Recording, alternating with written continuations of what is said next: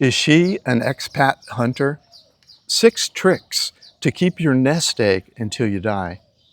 If you're retired or thinking about retiring overseas, this might be the most important video you watch this year.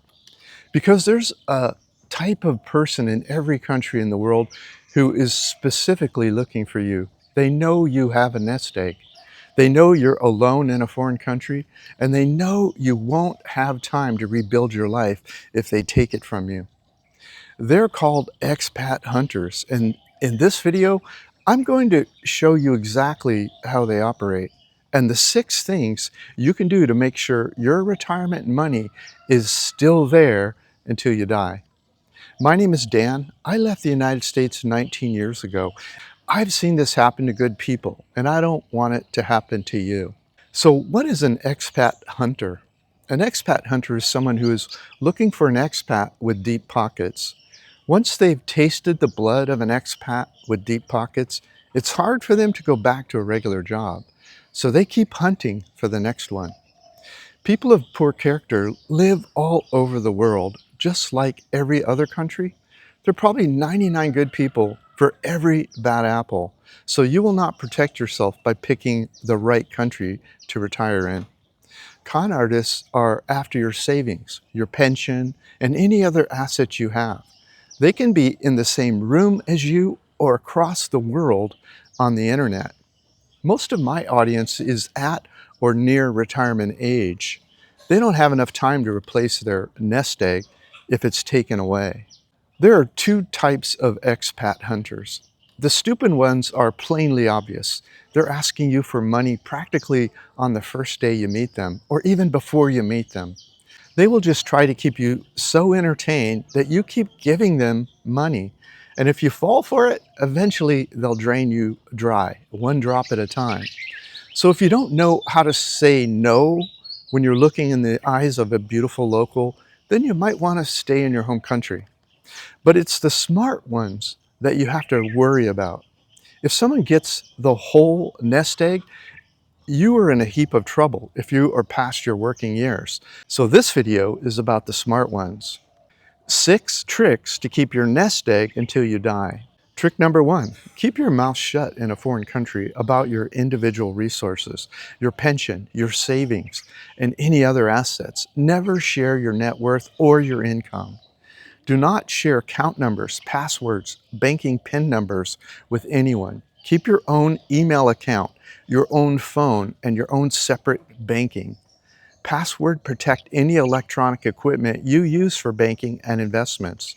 Do not share your computer or smartphone with anyone. If someone in your life needs a computer, buy them a computer. Does someone need a smartphone? Buy them their own smartphone. All of your financial data is likely somewhere on your computer or your phone or both. If you want to give money to a new love, give them the cash. Joint accounts are a bad idea. If you want to give someone money, do that, but don't add them to your accounts or give them your credit or debit cards. Your new love will say that trust is the foundation of a relationship. Without that, you have nothing. And that may in fact be true. But you are not 2 25-year-olds who don't have a pot to piss in. And you don't have time to replace your nest egg if it suddenly disappears. Once it's gone in your retirement years. Trust will not pay your room and board. Do you know how long it takes to determine whether or not someone is a con artist? You don't? I don't know either, so you keep your mouth shut for a very long time. Trick number 2, keep your house. You're more dangerous to yourself than a con artist. Do you know why? Because you'll drop your guard when you fall in love and just give someone you love a house. If you can afford to give a house away and still have enough money left over so you can walk away with a smile on your face, then buy a house for someone in a foreign country.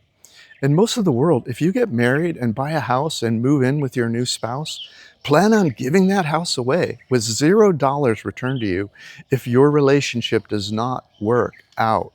Pack your shit and walk away.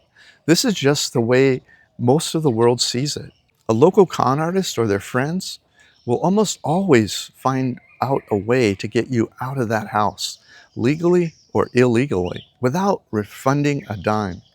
The way to avoid losing this money is to keep your house in your home country. Have a property manager rent it out and wire you the money each month in your home country bank. Then use the rent to pay the rent on the house you live in overseas. But do speak with a divorce lawyer in your home country to make sure you get to keep that house before you decide to get married in a foreign country. A good lawyer will make sure your retirement assets survive a divorce overseas, including your house back home.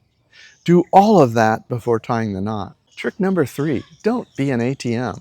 You probably read the stories about how some expats ended up just giving all of their money away to their lover's family overseas. Don't talk about money at all. Don't discuss your pension. Don't discuss your assets. Don't discuss your net worth. Then your lover doesn't have any conversational leverage to make you feel bad for not supporting their entire family. Honey, my mom needs hip surgery. You have $200,000 in your 401k. She only needs $12,000 for a new hip. Can't you afford $12,000 for that? Without that information, they have no emotional leverage on you. If someone tries to bait you into sharing information, you're a rich foreigner, you can certainly afford this. Just share that you have a monthly budget of $1,500 or whatever it is you want to share. If the potential new love is a con artist, this might end the relationship. But if they are sincere, this should back them off. With a budget of $1,500 per month, it's unlikely to cause your lover or family to expect money all the time. When the money given away must come out of this $1,500, their passion for giving money to family and friends will become much lower. The other choice is to just say no when people ask for money. But some people don't have that much backbone. Love can be very intoxicating, so it's easier to set up the relationship correctly in the beginning than to maintain a steady stream of no's. No, no. Trick number 4. Wait until you're dead to give away your nest egg. If you really love someone and they love you, there is a way to leave them your retirement nest egg once you're dead. After you are dead, you won't need it anymore. You can set it up so that someone you love is rewarded for the love they've given you until you're dead. But if they turn out to be a con artist, you can keep your retirement assets while you're alive. Then you'll have the resources to take care of yourself. Most con artists won't last until you die. Most con artists won't wait that long. They'll fly away for greener pastures, usually in the first 3 to 5 years. And since they flew away in frustration, that means you still have your retirement income and assets when they leave. Then you might be able to find true love before you die. And you can die knowing the person who was there for you until the end gets the money, instead of some con artist who ran off with your money 5 years before you ever got sick. Talk to an attorney in your home country and explain you want to set things up so things pass upon your death to whoever you decide, your family and or your new loved one. Tell them to set it up so you can change it easily if someone turns out to be other than they seemed. A good estate planning attorney should be able to help you with this and set all of this up before you get married. Explain that you want your assets to be separate from the marriage assets so you are not relying on a prenup to protect you. In many countries, prenups are as worthless as the paper they're written on. But if you find the right lawyer and set up a good estate plan in your home country before you marry, that's probably going to survive even the best con artist. Verify that with a lawyer in your home country. The point is, you probably worked hard all of your life, so don't give everything away when you're too old and it's too late to create a whole new retirement nest egg. Trick number 5, keep your retirement nest egg in your home country's bank, the same banks you've used and trusted for 40 years. Don't open bank accounts in foreign countries, just take money out at ATMs as needed. I use Charles Schwab ATM card to pull money out of ATMs in foreign countries. Refuse the conversions offered at the foreign ATM and let Schwab do the conversion for a better rate. My Schwab account also rebates the foreign ATM fees, which add up fast. Trickle money into your foreign country where you are located as needed, so you never have large sums if someone decides to run off with your cash on hand.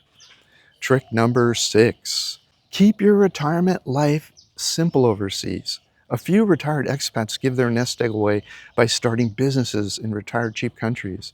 There are millions of ways to take your nest egg if you start a business overseas. A city employee might be trying to get a bribe from you for a permit, or the landlord may try to take the property back after you spend thousands on improvements. The rule of law is an empty promise in much of the world. Just have a good time. Don't stick your neck out where it can be chopped off. If you need to do something with all of your energy, help a neighborhood charity or teach English to neighborhood kids. If you insist on starting some kind of business in retirement, start an online one that has no direct physical attachments to any overseas destination. An information business that exists purely online won't be lost if you move to greener pastures. You see, you are retired now, but if you give it away or lose it before you die, that's not going to be as fun a retirement as you could have had. It would be better to make your retirement money last until you're dead. Then you just leave it to whoever treated you right until the end. If someone turns out to be a bad apple, it is too late to protect your money once it's gone. Thanks for watching, and if you want to know how to start an online business you can take with you anywhere in the world, watch the video in the upper right-hand corner of the screen right now.